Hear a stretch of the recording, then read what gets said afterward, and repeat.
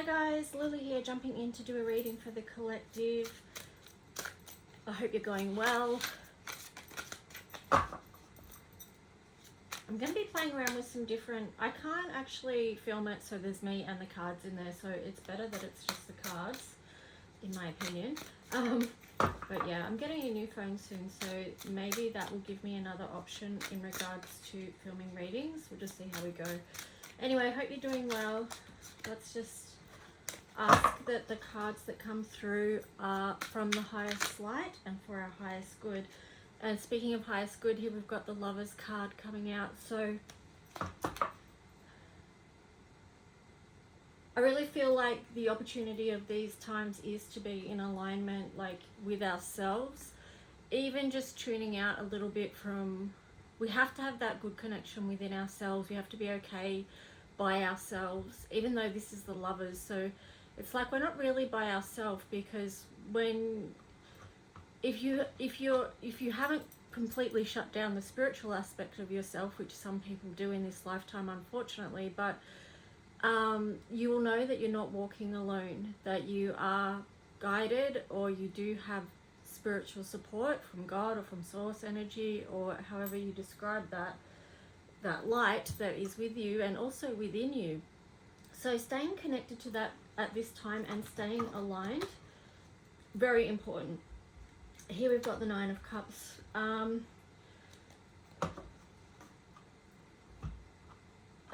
Yeah, I feel like this is part of the challenge as well at the moment, and perhaps will continue to be, is like being able to still have a beautiful life regardless of what's going on around us. So being in tune with that. Let's just see what other cards come out here.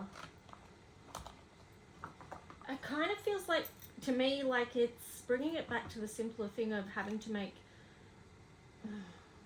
I was going to say having to make the best out of each situation, but I guess it's just finding the good in what you have around you and coming from that space and building upon that. So this, to me, still feels like a co-creation energy. And so when we're doing that and working from that space, that's in an empowered space, and we're working from a space of empowerment, not disempowerment, which is really important, because you know there's been so much put out before us to try and disempower us, like systems and structures that have been built on disempowerment and you know, cycles of disempowerment. So how do you break free of that? How do you step out of that and just live your own creative, empowered life?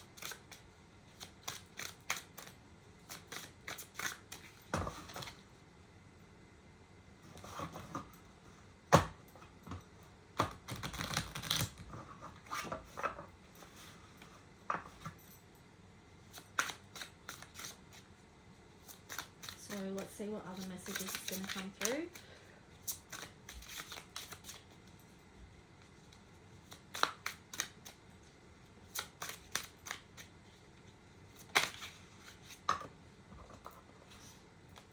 Okay, so we've got the Nine of Swords there as well. So, you know, oh, and the Fool. Okay, so this life is work, you know.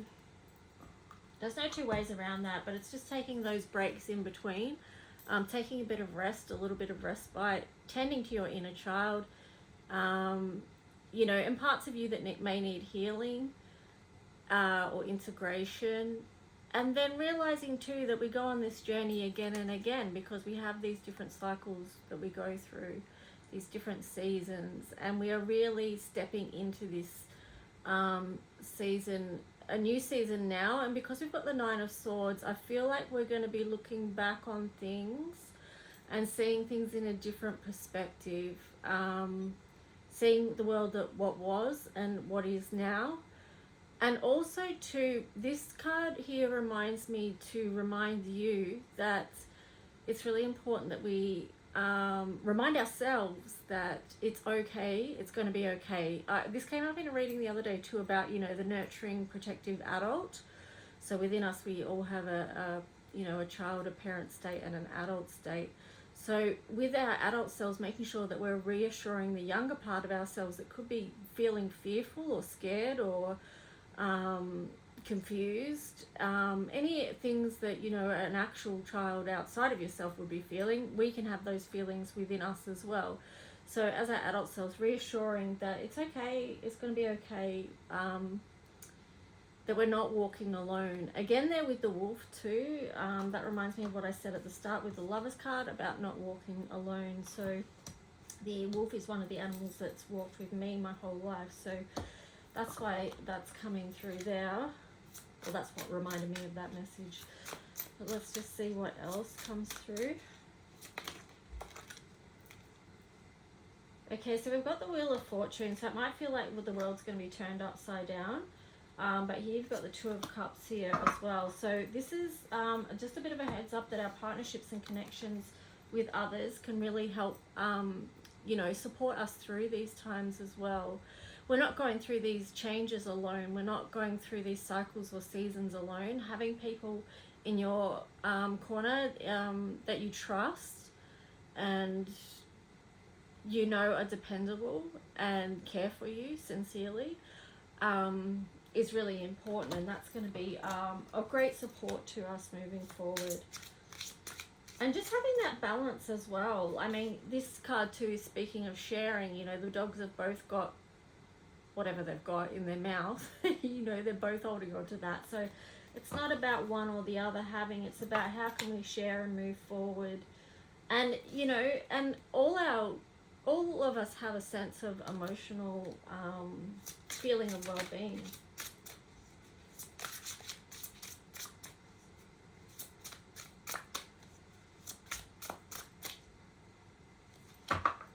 I've actually got 4 tarot decks here. Usually I only have 3, but today I've chosen 4. So let's see. Well, we've got the Death card here. I was going to say, like, because when I said about the 4, I thought, yeah, I've got the 4 tarots here because we're going to have to build a new foundation. We're going to have to let go of the old. And then you've got the 7 of Cups there that was underneath. Let go of the old, but this spiritual path right now is going to be really important moving forward. So it's kind of like eyes on the prize, but it's more like just focus your energy and attention on that divine alignment and what's going to help get you through. It could be peeling it back to the simplest of things, like, you know, when I say about divine alignment, at the end of the day, what is most important? If we think that we're more than just a physical body, but we're, you know, a soul here experiencing at this time, so that makes that spiritual aspect of our life really important. But at the same time too, we've got to be grounded here because this is where we are. We came here for a reason. So Earth is home, as much as many people don't want to, don't want it to be or don't resonate with that. It is. So here we've got Capricorn, and that's the earth energy as well. So here it's like I use. So just, again, that's an affirmation about being grounded here. This is the spiritual and the physical here because we've got the Grand Trine blessings and then also the Capricorn earth energy. So Capricorn energy does know how to keep going, to keep taking that next step forward, keep climbing up that mountain even though it feels like it's going on forever. But maybe just stop at every level and count your blessings and just be in that space of gratitude.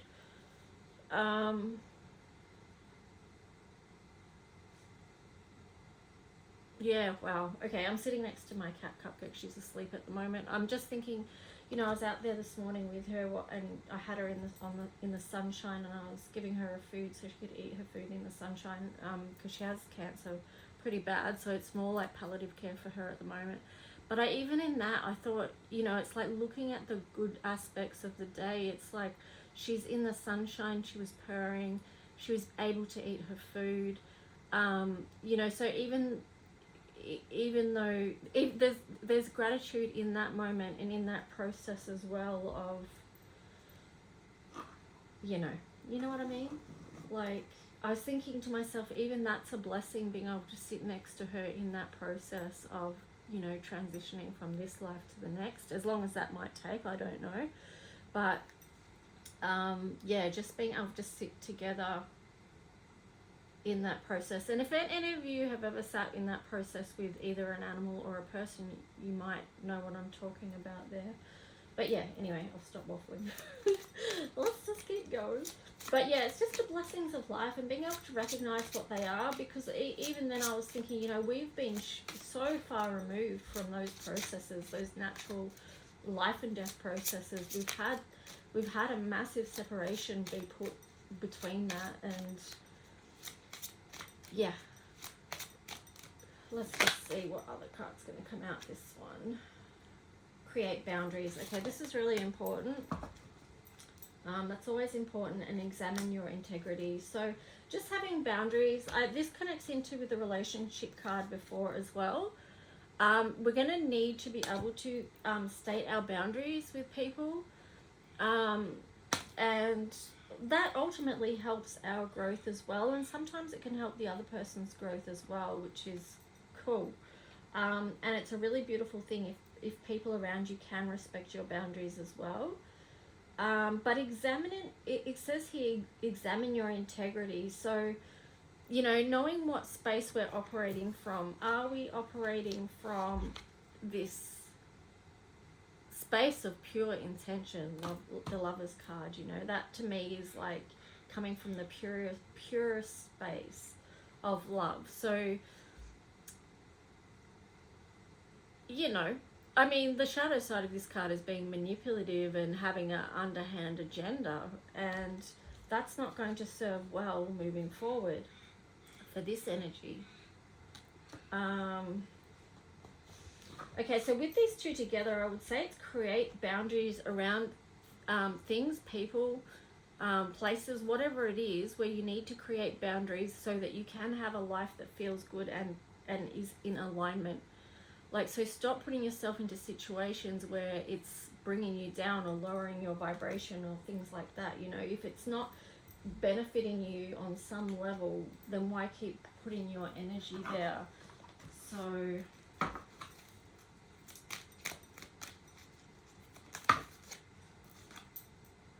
okay, so here we've got the Faith card again, but that's really beautiful, and the Path. So, you know, just again, starting off with that Lover's card, just Path. I love how the Path is a number 8 as well, because yeah, that feels like it kind of ties in with the Capricorn energy, you know, because the path isn't always easy. Of course, that's not what this life is about. It's not about an easy life. But yeah, this one too speaks of how our faith can nurture us as well. So leaning into your faith as a time out that you have each day to ground, to feel good, to feel comforted, nurtured, to feel safe. Whatever it is that you need, that you can go to that place of your faith and receive that. So let's just see what, I'll wrap this reading up. I hope it's been of some support to you today. Last card is going to be from my Color Codes for Ascension deck. Let's just see.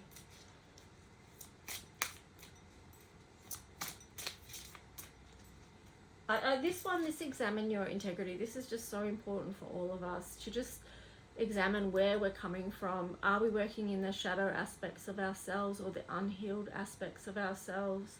Or are we operating from the child state, or from the critical parent state, or from the balanced adult self? You know, taking that into consideration. And if we are off balance or behaving in ways that were perhaps old ways or unhealthy ways, that we can just realign, get back to that realignment and get back into your adult and, you know, move forward from that space. Okay, so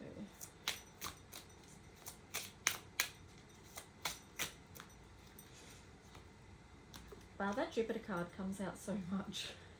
Okay, so there we've got the Jupiter card, and it's a number 3. So, you know, this does link into the self-care, body care aspect. It is understanding that we're on this huge spiritual journey right now. We're at each of us is at a different stage and a different understanding of that.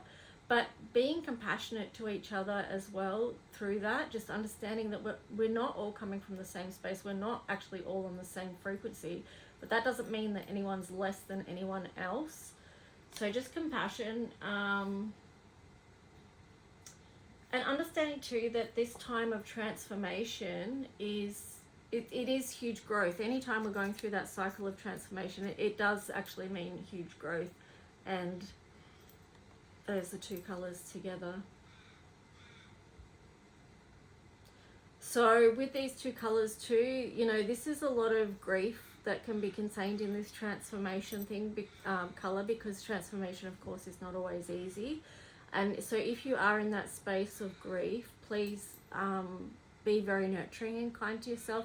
Try not to be hard on yourself, because that, you know, that's not helpful to yourself. I'm saying this as someone that can be really hard on myself as well at times. So it's just that reminder to be nurturing, to be that nurturing parent. And let me see. I should read one, or I could read one.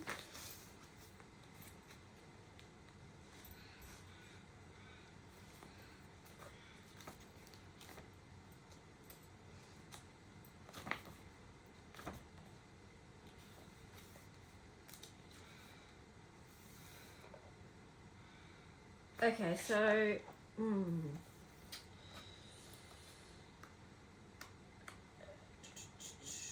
alright, I'm going to read you Jupiter, and I may read the other one as well. We'll see how we go. Ooh, we're up 16 minutes. Maybe it'll just be this one. So this is, the energy of Jupiter is so big I could feel it speaking to me before I even connected with the body of water that is my bath. It felt so soothing for my body and for my skin. Like I need to drink that nutrients in, especially seeing these have been such challenging days lately as the intensity of 2020 ramps up. I noticed myself wanting to learn everything and all the mystical knowledge available. Gently, Jupiter reminded me that is too much and too big, and that we each know what we need to know at the right time.